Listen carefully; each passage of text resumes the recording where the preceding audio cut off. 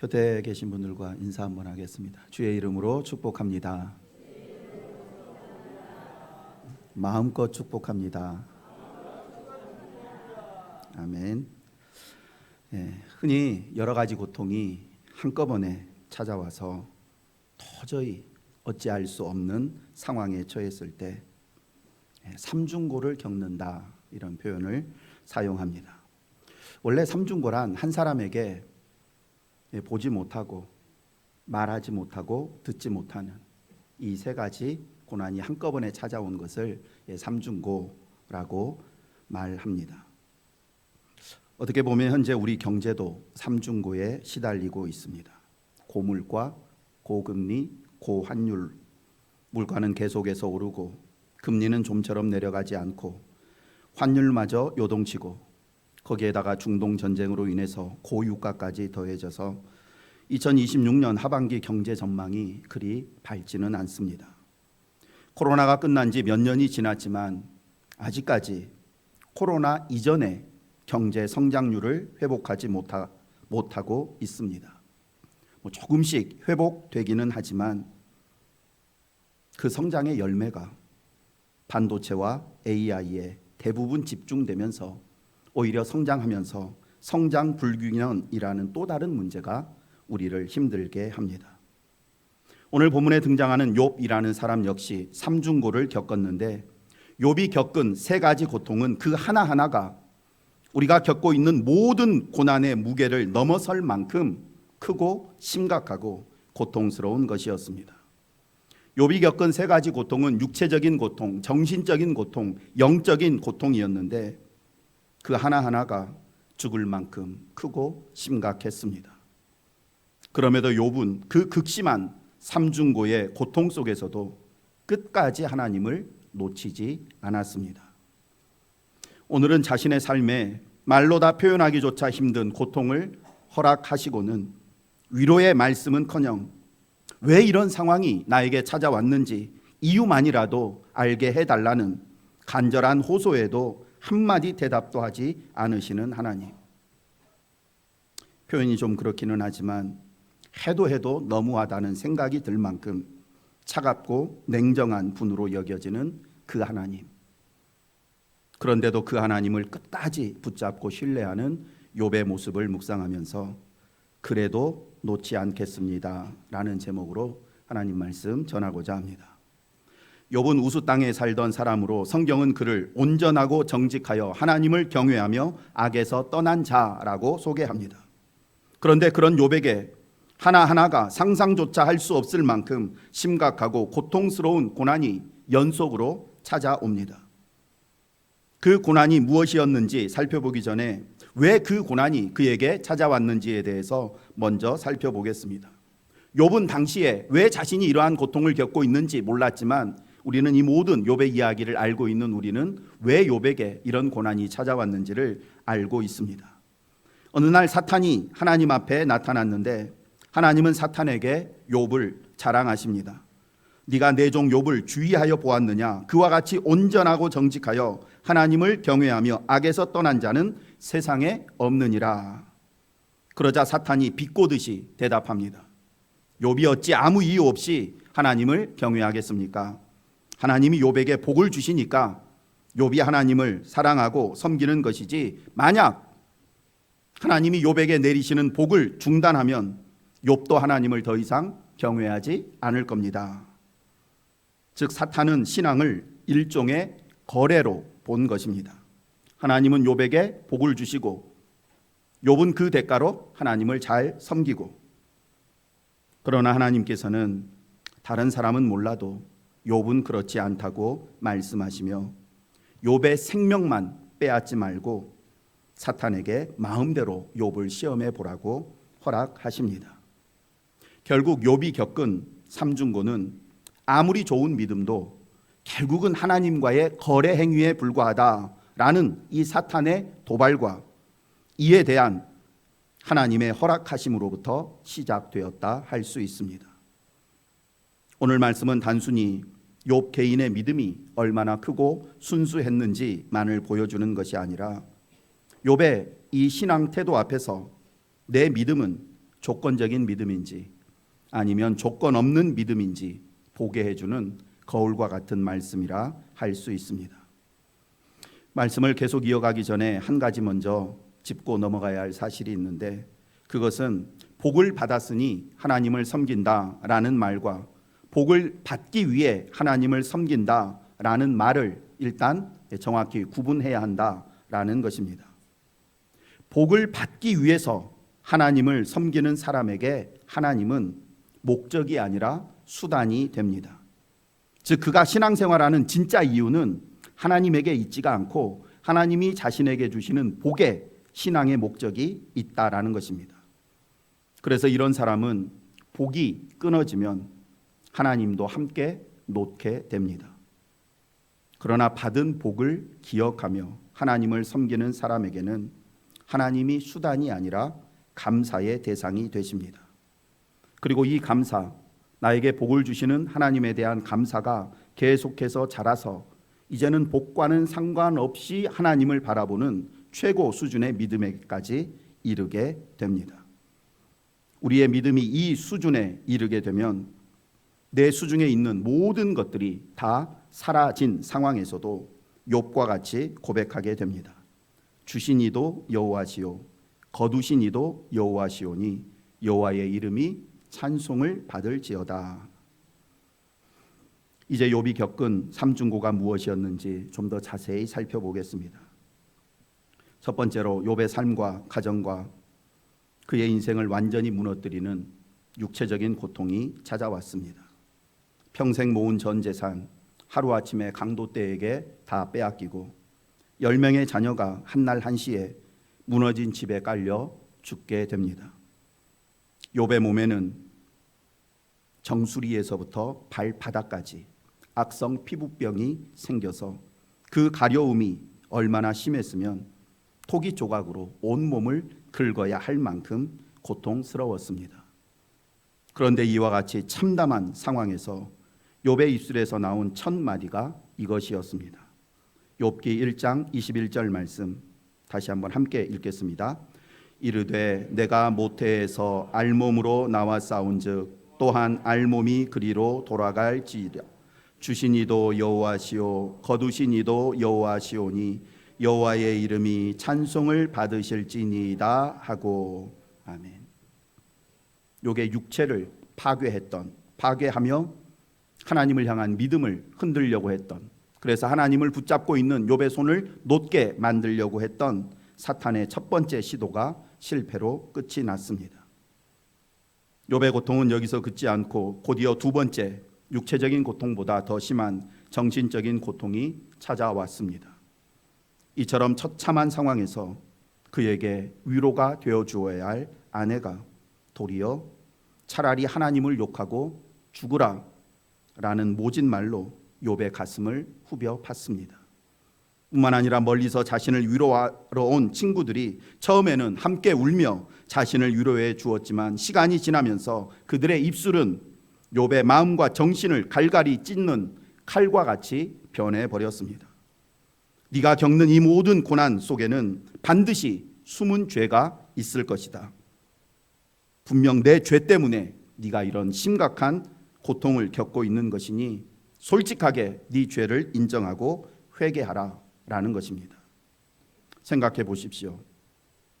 하루아침에 전 재산과 자녀를 잃고 온몸이 썩어가는 고통을 겪고 있는 사람에게 친구들이 찾아와서 한다는 말이 이것이 다 너의 죄 때문이다 정죄하는 것입니다. 아니라고. 비록 내가 완전한 사람은 아닐지라도 이런 끔찍한 고난을 겪을 만큼 내가 그렇게 악하고 부정하게 살아오지는 않았다고 아무리 이야기를 해도 믿어주려 하지 않습니다. 새 친구가 돌아가면서 다 죽어가는 자신에게 정죄의 화살을 계속해서 쏘아댑니다. 육체적인 고통보다 더 견디기 힘든 것이 이런 말도 안 되는 오해와 비방과 정죄를 받는 정신적인 고통입니다. 위로를 기대했던 사람에게서 도리어 정죄 손가락질을 받고 아무리 진실을 말해도 믿어주는 사람이 한 사람도 없는 상황. 이 상황은 정말 한 사람의 인생, 삶, 정신을 송두리째 무너뜨립니다. 급기야 욥은 친구들에게 이렇게 선언합니다. 나는 더 이상 너희와 무익한 말을 주고받지 않겠다. 너희가 아무리 나에게 죄를 인정하라고 다그쳐도 나는 짓지도 않은 죄를 지었다고 자백할 수가 없다. 그러면서 욥은 사람이 아니라 하나님을 증인으로 세우고 다시 너희들과 얘기하지 않겠다. 내가 하나님 앞에서 맹세하며 하나님을 나의 증인으로 세우고 너희들과 이제는 대화를 하지 않겠다고 말합니다. 그런데 욥이 증인으로 삼겠다고 맹세한 하나님을 부르는 표현이 뭔가 좀 어색합니다. 오늘 본문 2절 말씀 함께 읽겠습니다. 2절입니다. 나의 정당함을 물리치신 하나님, 나의 영혼을 괴롭게 하신 전능자의 사심을 두고 맹세하노니. 아멘. 하나님은 맹세할 사람을 세상 사람들 가운데 찾은 것이 아니라 하나님을 하나님 앞에서 자신의 마음을 맹세합니다. 그런데 맹세하고 있는 그 하나님이 어떤 하나님인가? 나의 정당함을 물리치신 하나님, 내 영혼을 괴롭게 하신 전능자. 이 말씀의 의미는 자신의 억울함을 풀어줄 수 있으면서도 모른 척 하시는 하나님, 자신의 영혼을 평안하게 만들어 주실 수 있으면서도 하지 않으시는 전능자라는 의미입니다. 즉 욥은 지금 자신의 억울한 처지를 외면하시는 것 같고 자신의 괴로움을 모른 척 하시는 것 같은 그 하나님을 자기의 증인으로 모시면서 그 앞에서 맹세하는 것입니다. 여기에 욥의 위대함이 있습니다. 욥은 자신을 괴롭게 하시는 것만 같은 그 하나님을 자신의 맹세를 들어줄 유일한 증인으로 모시는 것입니다. 우리가 만약 욥과 같은 처지에 처했다면, 내 삶에 앞에서 말씀드린 이 고통 중에 하나라도 찾아왔다면, 이 고통에 대해서 하나님 조금 위로의 말씀 한마디라도 해주시라고 그러는데도 한마디도 하지 않으시면 앞으로 내 앞에서 하나님의 하자도 꺼내지 말라고 할 법도 한데, 욥은 자신을 이렇게 아프게 하시고 또 모른 척 하시는 것 같은 하나님을 여전히 신뢰하며 하나님을 붙잡고 있습니다.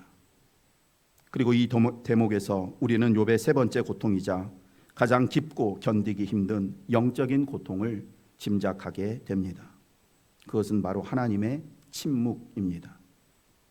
친구들 앞에서 자신의 결백을 증명할 유일한 길은 하나님께서 한마디만 해주시면 됩니다. 내 종 욥에게는 아무 죄가 없다. 이 한마디만 해주시면 됩니다. 욥이 지금 간절히 사모하는 것은 악성 피부병 사라지게 되는 것이나 잃어버린 재산 되찾는 것보다 하나님이 이 한마디 해주시는 것을 더 간절히 원했습니다. 하지만 하나님은 끝내 침묵하십니다.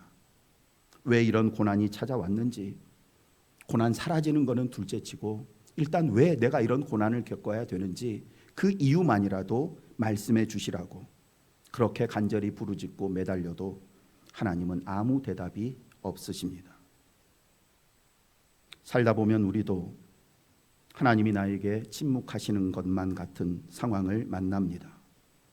자녀를 위해서 몇 년을 눈물로 기도했는데 아무런 변화가 없을 때, 병상에 누워 아무리 부르짖어도 내 몸에 아무런 차도가 나타나지 않을 때, 정직하게 살려고 하면 할수록 사람들로부터 무시와 조롱만 당할 때, 평생 수고한 일이 한순간에 무너져 내릴 때, 꾸준히 하나님 앞에 나와 예배드리고 하나님 앞에 기도를 드리지만 이상하게 내 마음은 점점 더 메마르고 내가 드리는 기도만 이상하게 벽에 부딪혀 그대로 땅에 떨어지는 것과 같은 상황, 이런 상황을 만날 때가 있습니다. 그럴 때 우리의 마음속에서 이런 생각이 떠오릅니다. 하나님 어디에 계십니까? 하나님 정말 살아 계십니까? 제 기도를 듣고 계시기는 하신 겁니까? 우리의 마음속에서 이러한 마음들이 떠오를 때 내 믿음이 진짜 시험대에 오르는 순간입니다. 잔잔한 호수 위에서는 모든 배들이 멀쩡해 보입니다. 그러나 거센 풍랑이 몰아칠 때 바다 위에 떠 있는 배 가운데 어떤 배가 정말 튼튼한 배인지가 드러납니다. 욥은 하나님이 자신을 버리신 것처럼 느껴지는 바로 그 순간에도 하나님을 떠나지 않았습니다. 침묵하시는 하나님께 등을 돌린 것이 아니라 오히려 침묵하시는 하나님께 더 가까이 다가갔습니다. 다시 말씀드립니다. 침묵하시는 하나님, 자신의 삶을 거대한 폭풍 한가운데로 몰아넣으신 하나님, 그런데도 욥은 그 하나님을 끝까지 붙잡고 놓지 않았습니다. 우리 안에 이런 생각이 들 수 있습니다. 그건 욥이니까 가능했지, 요셉이나 사도 바울처럼 특별한 사람들이나 가능하지, 나 같은 사람이 어떻게 그런 믿음을 가질 수 있겠는가? 정말 그럴까요? 신약 성경에 귀신 들린 딸을 준 한 여인이 등장하는데, 이 여인은 평소 하나님에 대해서 잘 알지도 못했던 이방 여인이었습니다. 어느 날 주위 사람들로부터 나사렛 예수가 병든 사람들을 고쳐주고 귀신 들린 사람도 회복시켜 주신다라는 이야기를 듣고 예수님을 찾아와 부르짖습니다. 주 다윗의 자손이여, 나를 불쌍히 여기소서. 내 딸이 흉악하게 귀신 들렸나이다. 그런데 예수님께서는 이 여인의 호소를 들은 척도 하지 않으셨습니다. 그러자 그녀는 더 큰 소리로 부르짖었습니다. 그러자 곁에 있던 제자들은 시끄러우니까 그만하라고 예수님께 또 말씀드리면서, 저 여자 때문에 예수님 말씀 전하는 거 방해되니까 예수님 빨리 저 여자 쫓아내시라고 얘기를 했고, 예수님께서도 나는 이스라엘 백성을 위해서 보냄을 받았지 너와 같은 이방인을 위해서 온 것이 아니다 라고 직접적으로 그 여인의 부탁을 거절하는 뜻을 밝히셨습니다. 그런데도 이 여인은 포기하지 않고 예수님 붙잡고 엎드려 다시 한번 귀신 들려 고통받고 있는 내 딸을 불쌍히 여겨달라고 간청합니다. 그러자 예수님은 그녀의 가슴에 비수가 꽂히는 너무나 잔인하고 충격적인 말씀을 하십니다. 자녀의 떡을 취하여 개들에게 던짐이 마땅하지 아니하니라. 당시 유대 사람들은 이방인을 멸시하여 같은 인간으로 취급하지 않고 개처럼 취급했는데 예수님도 이 여인을 그렇게 대하신 것입니다. 이쯤 되면 표현하기가 좀 그렇지만, 내가 더러워서 당신이 주는 떡 안 먹겠다, 예수님 욕하고 자리를 떠날 법도 합니다. 그런데도 이 여인은 이렇게까지 침묵하시고 거절하시고 모독하시는 예수님을 놓지 않고 다시 한번 엎드려 간구합니다. 함께 읽습니다. 여자가 이르되 주여 올소이다마는 개들도 제 주인의 상에서 떨어지는 부스러기를 먹나이다 하니. 아멘. 지금까지 늘상 가난하고 외롭고 병들고 소외받는 사람들 먼저 찾아가 품으시던 예수님께서 왜 유독 이 여인에게만 이렇게 혹독한 대우를 하셨는지 다음 기회에 말씀드리기로 하고, 오늘은 이런 상황에서도 끝까지 예수님을 놓지 않았던 이 여인의 믿음, 그리고 침묵하시는 하나님을 끝까지 붙들었던 욥의 믿음이 어떻게 연결되어 있는지 그 부분만 생각하시기를 원합니다. 하나님을 잘 알지도 못했고 그 전에 예수님을 만난 적도 없었던 이방 여인이 사람들로부터 들은 그 소문을만으로도 이런 믿음의 행위를 보였다면, 지금까지 수없이 많은 상황에서 하나님의 살아계심을 경험하고 그분이 얼마나 신실하시고 사랑이 많은 분인지 경험한 우리는 마땅히 이 여인보다는 더 큰 믿음과 인내를 보여야 하지 않을까요? 물론 욥의 믿음과 이 여인의 믿음 사이에는 분명한 차이가 있습니다. 이 이방 여인은 자신이 원하는 것, 자신의 딸을 고침받기 위해서 외면과 거절과 모욕까지 감수하면서 예수님을 놓지 않았다면, 욥은 반대로 하나님께서 자신에게 있는 것들을 다 가져가신 상황에서도 하나님을 놓지 않았습니다.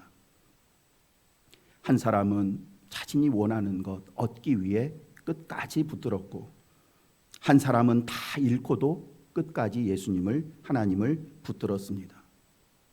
그런데 우리는 어떻습니까? 무언가를 얻어야 하는 이 여인과 같은 상황에서도 모든 것을 잃어버린 욥과 같은 상황에서도 우리는 너무나 쉽게 하나님 붙잡고 있는 손을 놓아버립니다. 오늘 말씀이 우리가 무언가를 얻어야 하는 상황이나 모든 것을 잃어버린 상황에 처하게 되었을 때 지금보다는 그래도 더 오래, 더 강하게 하나님을 붙잡도록 나에게 힘을 주는 그런 말씀이 되기를 원합니다. 다시 욥에게로 돌아가 보겠습니다. 욥은 하루아침에 10자녀를 잃었습니다. 평생 일군 재산이 한순간에 사라졌고 발바닥에서부터 정수리까지 악창이 퍼져 깨진 기와 조각으로 온몸을 긁어야 했습니다. 위로하러 온 친구들은 도리어 네가 도대체 무슨 죄를 지었길래 이런 끔찍한 일을 당하느냐며 그의 가슴을 후벼 팠고 아내마저 하나님 욕하고 죽으라 등을 돌렸습니다. 뿐만 아니라 욥이 그토록 만나기를 원했던 하나님마저 그의 간구에 침묵하셨습니다. 하나님 어디 계시는지 앞을 봐도 안 계시고 뒤를 봐도 좌를 봐도 우를 봐도 하나님은 보이지 않으셨습니다. 사방이 꽉 막혔을 뿐만 아니라 하늘마저 닫힌 것 같은 상황입니다. 사람이 이런 상황에 처하게 되면 누구라도 무너지게 마련입니다. 이런 하나님 믿어서 뭐하나, 그냥 다 포기하고 죽자, 이런 생각을 할 수도 있습니다. 하지만 욥은 그렇게 하지 않았습니다. 자신에게 한마디 위로의 말씀도 하지 않으시는 하나님, 아무리 둘러보아도 나타나지 않는 하나님, 그리고 자신의 삶을 이러한 거대한 폭풍 가운데로 몰아놓으신 듯한 그 하나님을 끝까지 붙잡고 놓지 않았습니다. 그렇다면 욥은 어떻게 이럴 수 있었을까요? 욥은 하나님이 어떤 분이신지 확실히 알았기 때문입니다. 서두에서 말씀드린 것처럼 욥의 믿음의 수준은 이미 최고의 수준에 이르렀기 때문입니다. 우리의 믿음이 성장하는 수준은 거의 대부분 이 세 단계를 거치는데 가장 먼저는 복 때문에 하나님을 믿습니다. 내 삶에 내 자녀가 어려움이 겪어 있거나 내 몸에 병이 들었거나 사업에 문제가 있을 때 이 문제를 해결하기 위해서 이 문제가 초점이 되어서 하나님을 믿습니다. 문제가 하나 둘 해결되다 보면 내 삶의 문제를 해결해 주시는, 처음에는 문제가 초점이었는데 그 다음 단계로 내 삶의 문제를 해결해 주시는 하나님을 바라보게 됩니다. 그리고 이런 하나님을 계속해서 바라보며 동행하다 보면 어느 순간 내 문제와 상관없이 하나님이 나에게 복을 주시든지 복을 주시지 않든지 상관없이 하나님만 바라보는 믿음의 수준으로 나아가게 됩니다. 욥이 지금 그 수준에 있었던 것입니다. 하나님이 어떤 분이신지를 확실히 아는 사람은 그 하나님이 자신의 삶을 어떤 길로 인도하셔도 하나님을 의심하거나 떠나지는 않습니다.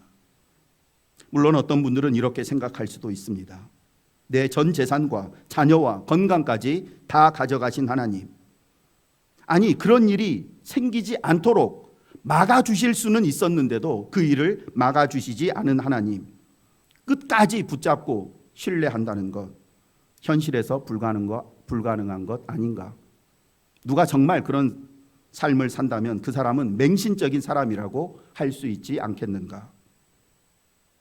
그러나 조금만 더 깊이 생각해 보면 이것은 불가능한 일도 아니고 광신적인 일도 아님을 알게 됩니다.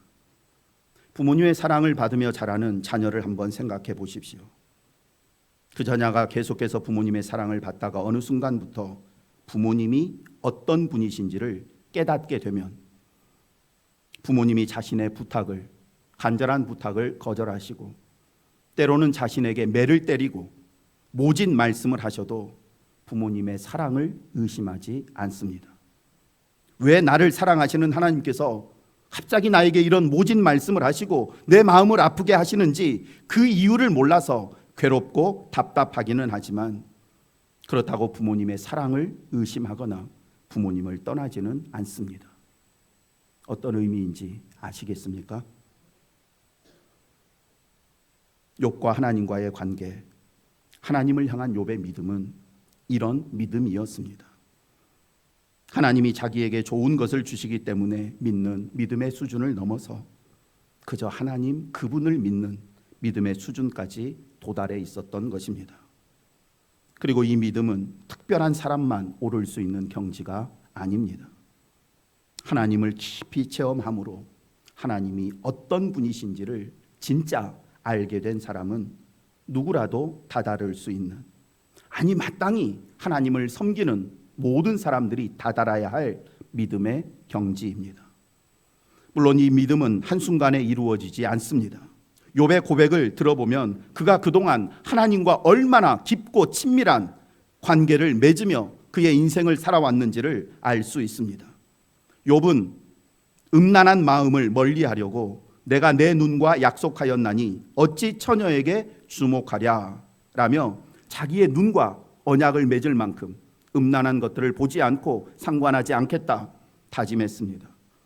가난한 사람들의 소원 외면하지 않았고 과부들의 마음속에 있는 그 기대감 실망시킨 적이 없었다고 말하며 고아를 자기 자식들처럼 대했다고 말합니다. 종들과 의견이 다를 때에도 나를 만드신 이가 이 종들도 만드신 것이 아니냐라는 믿음으로 그들의 말을 무시하지 않았고 아무도 보이지 않는 곳에서도 하나님이 내 걸음을 다 세고 계신다라는 믿음으로 살아왔다고 고백합니다. 이런 하루하루가 쌓여서 하나님에 대한 그의 믿음이 성장하고 성숙해졌고 마침내 이대한 인생의 거대한 폭풍 속에서도 하나님을 끝까지 붙들 수 있게 한 것입니다. 그리고 욥의 이 믿음이 오늘 본문 6절에서 다음과 같은 고백으로 드러납니다. 6절 말씀 함께 읽습니다. 내가 내 공의를 굳게 잡고 비웃지 아니하리라. 아멘. 이 말씀은 친구들에게 한 말인데, 내가 너희들의 강요에 못 이겨서 짓지도 않은 죄를 지었다고 자백하거나 단순히 이 고난에서 벗어나기 위해서 거짓 회개를 한다면 그것은 내 양심을 속이는 것이고 또한 지금까지 내 삶을 인도해 주신 하나님의 공의와 은혜를 부인하는 것과 같기 때문에 나는 내 죄를 고백할 수 없다라고 말했습니다. 그래서 욥은 지금까지 하나님 앞에서 의롭게 살고자 노력했던 자신의 삶을 이제 와서 내가 잘못 살아왔다고 부인할 수가 없다고 선언한 것입니다. 내 신앙 양심이 나의 지난 생애를 결코 비웃지 않는다. 얼마나 멋지고 아름다운 고백인지 모릅니다. 내 마음이 내 지난 생애를 비웃지 않는다. 우리는 어떻습니까? 우리의 신앙 양심 앞에 지난 우리의 생애를 비춰보면 부끄럽고 후회되는 부분들이 너무 많지 않습니까? 남들 앞에서는 떳떳한 척하지만 그러나 하나님 앞에 엎드리면 차마 고개 들 수도 없는 그런 일들이 우리 인생 가운데 많지 않았습니까? 욥은 지난 자신의 생애가 지금 자신을 결코 비웃지 않는다라고 담대히 선언하는데, 우리는 지난 우리의 생애가 지금의 나를 얼마나 많이 비웃고 있을까요? 우리의 양심이 우리에게 이렇게 말하지 않습니까? 내가 지나온 너의 모든 삶을 아는데, 네가 품은 생각들과 감정들과 그동안 네가 한 말과 행동들을 아는데 어떻게 지금 그렇게 뻔뻔하게 할 수 있느냐라고 말입니다. 이 말씀은 우리를 정죄하려고 하는 말씀이 아닙니다. 거듭 말씀드린 것처럼 욥의 신앙은 어느 날 갑자기 이루어진 것이 아닙니다. 어찌하든지 하나님 앞에서 바르게 살고자 몸부림쳤던 그 하루하루가 쌓여서 오늘 욥의 믿음이 이루어진 것입니다. 그러니 우리도 지금부터라도 다시 시작하면 됩니다. 하루아침에 내 인생이, 내 신앙이 어떻게 변화될 것이다 기대하지 말고 그저 매일매일 내 곁에 계신 하나님 의식하면서 어제보다는 좀 더 정직하고 겸손하고 말씀대로 살려고 노력하면 됩니다. 그러다가 실수하고 넘어지면 또 하나님 앞에서 제가 실수했다고 인정하고 하나님의 은혜를 구하며 또 일어나 하루하루 살다 보면 그런 하루하루가 쌓여서 어느 순간 내 인생에 감당할 수 없을 것 같은 폭풍우가 몰아쳐도 그 폭풍 한가운데에서도 하나님을 놓치지 않고 붙잡을 수 있는 힘이 나에게 있다는 것을 발견하게 됩니다. 우리 모두 한 가지 소원을 품기 원합니다. 우리 인생의 마지막 날 내 양심이 내 생애를 비웃지 아니하리라. 이렇게 떳떳하게 고백하며 이 세상 떠나기를 원합니다. 이 소원을 마음에 품고 오늘부터 우리의 걸음 한 걸음 한 걸음 다 세고 계시는 하나님 앞에 부끄럽지 않은 삶을 살겠다고 결단하기를 원합니다. 말씀을 마칩니다. 오늘 우리는 하루아침에 전 재산과 자녀를 잃은 육체적인 고통, 아내에게 버림받고 친구들에게 정죄당하는 정신적인 고통, 아무리 부르짖어도 응답이 없는 하나님의 침묵이라는 영적 고통 속에서도 끝까지 하나님을 놓지 않고 내가 내 공의를 굳게 붙잡고 놓지 아니하리니 내 마음이 나의 생애를 비웃지 아니하리라 담대히 선포했던 욥의 신앙을 보았습니다. 차라리 죽는 것이 낫겠다 싶을 만큼 끔찍한 고난을 연속으로 겪으면서도 그 고난을 허락하시는 하나님 끝까지 붙잡을 수 있었던 원동력은 하나님에 대한 믿음 때문이었습니다. 아브라함이 100세에 얻은 그 귀한 아들 이삭을 하나님께 번제로 드릴 수 있었던 근거도 하나님에 대한 믿음 때문이었고, 다니엘의 세 친구가 7배나 뜨거운 풀무불에 타 죽는다 해도 나는 하나님을 부인하지 않겠다 선포할 수 있었던 힘도 하나님에 대한 믿음이었습니다. 하나님이 어떤 분이신지 확실한 믿음이 있으십니까? 여러분이 가진 거 모든 거 다 가져가셔도 여전히 하나님은 나를 사랑하시고 나를 위해 못하실 것 없는 전능하신 분이시라는 이 믿음 가지고 계십니까? 오늘부터라도 이 믿음을 위해서 하루하루 하나님과 동행하며 살기를 애쓰고, 그래서 우리의 삶이 마치는 날 내 마음이 내 생애를 비웃지 아니하리라 고백하는 저와 여러분 되기를 간절히 소망합니다. 은혜와 긍휼이 풍성하신 하나님 아버지, 오늘 욥을 통해 진짜 성숙한 믿음이 무엇인지 깨닫게 하시니 감사합니다. 저희는 그동안 하나님께서 무엇을 주시면 기뻐하다가도 조금만 거두어 가시면 금세 흔들리고 낙심하고 원망하는 연약한 삶을 살아왔습니다. 저희의 믿음을 복을 바라는 믿음에서 하나님만을 바라는 믿음으로, 응답하실 때만 신뢰하는 믿음이 아니라 침묵하실 때에도 여전히 하나님을 붙잡는 믿음으로 자라게 하여 주옵소서. 이런 믿음이 하루아침에 이루어지지 않음을 알기에 오늘부터라도 매일 일상 가운데 주님과 동행하는 삶을 살게 하여 주옵소서. 사람들 보지 않는 곳에서도 정직하게, 작은 일에도 성실하게, 부끄럽지 않은 하루하루를 쌓아가게 하여 주옵소서. 예수님의 이름으로 기도드립니다. 아멘.